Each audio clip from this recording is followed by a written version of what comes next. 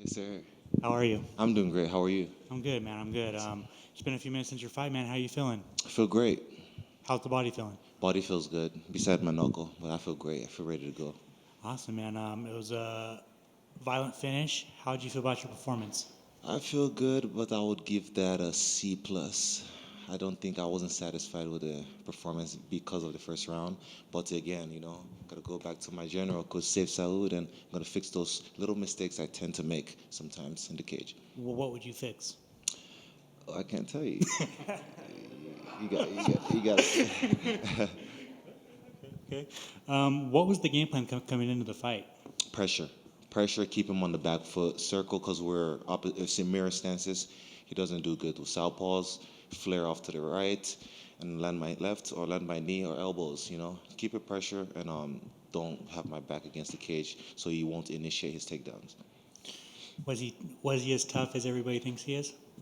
No, he's tough, I won't say he's weak, but he is tough. And he got me down, so I can't talk trash. So I don't usually talk trash. But yeah, he got me down and yeah, I acknowledge that, As my coach says, get in a bad position, work till you get into a good position. So follow the little details.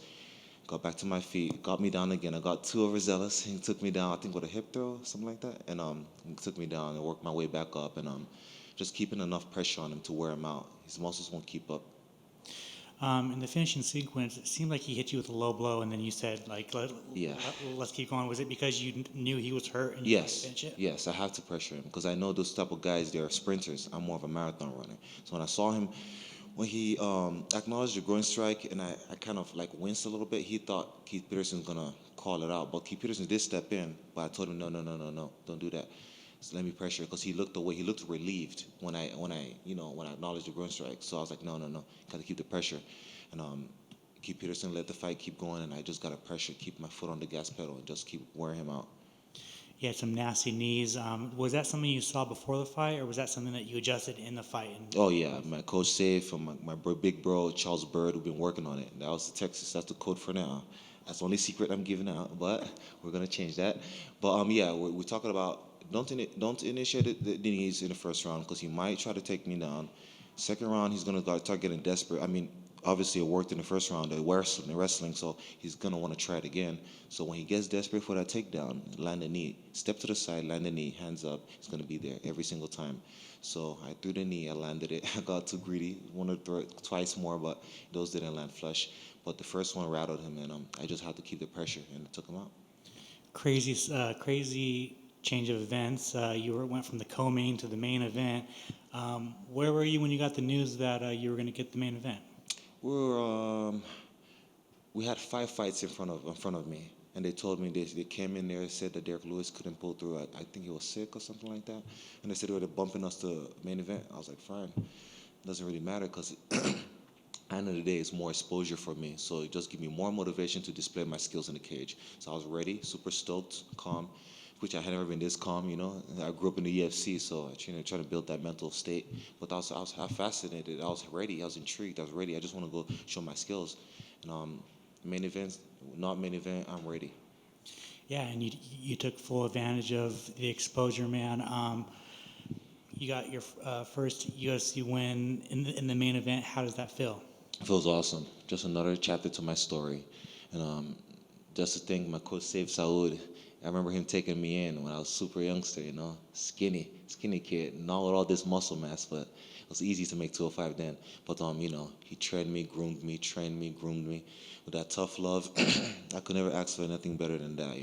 I thank him so much because he put a lot of time into me, a lot of time. I mean, time, and I had to make sure I got pulled through, not just for me, but to just acknowledge the attention he always shows me and the knowledge he always spills on me. And I just got to make sure I follow the rules adequately.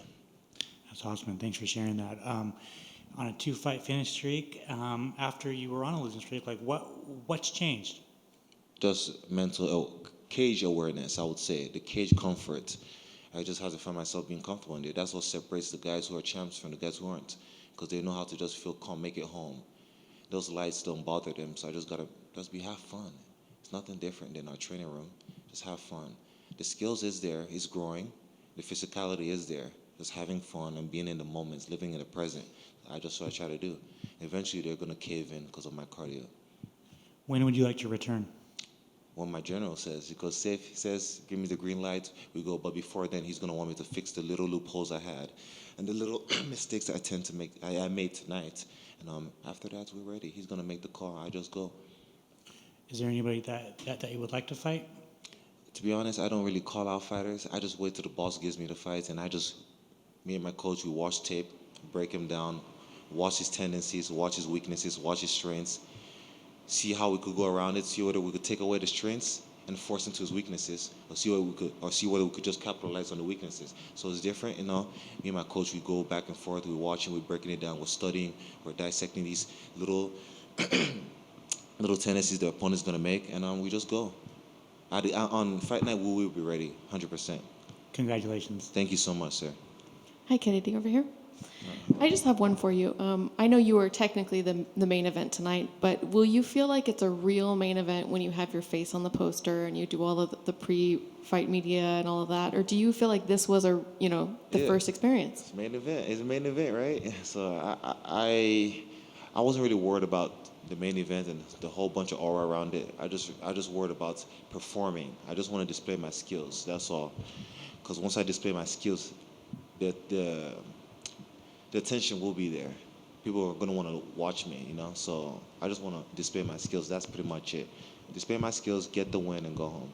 So do you feel like you almost got a little bit of an advantage over some other people that go into their first main event having to have all of that pressure leading up to the fight, having to have that kind of building on their shoulders where you just got it hours before and you were able to go in there and perform? Yeah, I just try to live in a different mindset. No matter even if it's not main event, just being able to it's a fight. So regardless, don't worry about the external pressure, the external factors, because that doesn't matter.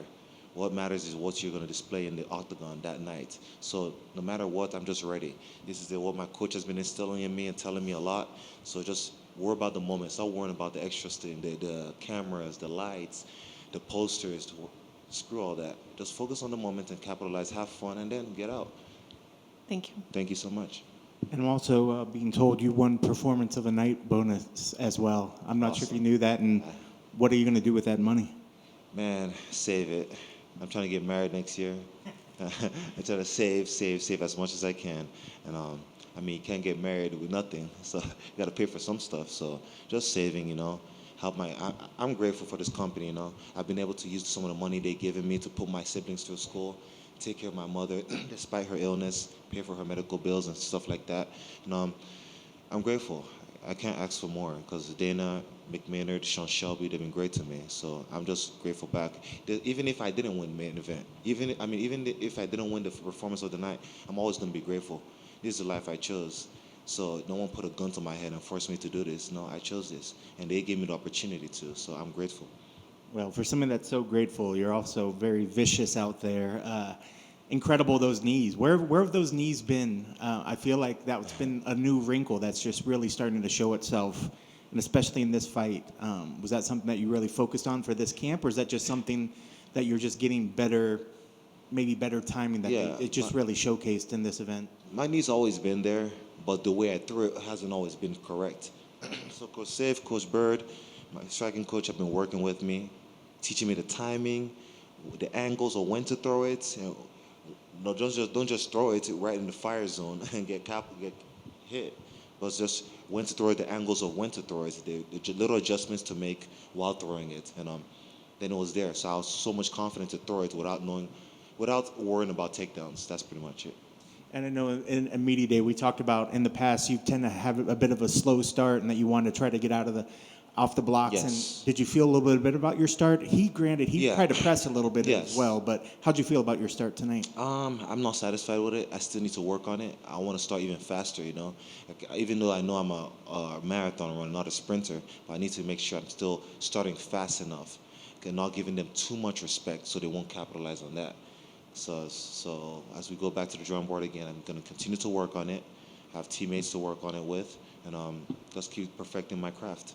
And I know the commentary even talked about once you were able to get off the ground and you kind of got up at the end of that round one. Yes. Was that sort of like the first victory of the fight right there? And what did that sort of tell you?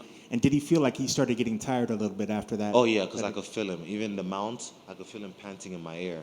I could feel him. He was so desperate trying to hold on to me. And I know he's going to fatigue eventually. So my mind is to just stay calm, like my coach always says, and work the little details. Don't just rush things and give up your back and get strangled. But with the little details, not keeping myself vulnerable and susceptible to submissions or unnecessary strikes, get back to my feet. He's going to get tired. Because he doesn't want to strike. So he's going to get tired eventually, and I'm going to capitalize on his diminishing cardio and take him out. And I know you obviously want to focus on the areas that you want to fix, but it wasn't overall a wonderful performance. I guess when you think about the fight, what are you most proud of that you maybe were able to accomplish tonight in there? A little bit more pressure from the second round.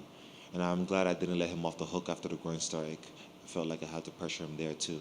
So I feel good about my pressure in the second round, but I want that pressure in the first. I want more pressure in the first. So by the second, those guys don't want to be there.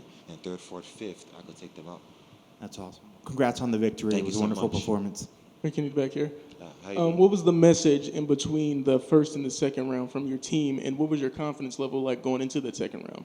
First and second, in between that rounds, just keep level-headed. Coach was like, distance, distance, distance. Establish my jab hook off the angle. So I heard that, and he didn't want me to initiate the knees till he starts desperately trying to time the takedown. Then I could let him go with the knees. So my coach didn't really change anything. He just told me a little bit of adjustments I should make and the things that I'm doing that's unnecessary. So we went from there and we got the finish. And you mentioned your mother's illness after the fight, ALS. Is there any charities that you contribute to or can spread some awareness for? So not yet. I haven't found a good one. I'm still in search of finding a good charity. They haven't found no cure for it yet. So I'm still trying to find one. But for now, I'm just really focused on my mom. I'm trying to make sure I get her all the health, medical assistance she needs. Thank you. Thank you so much.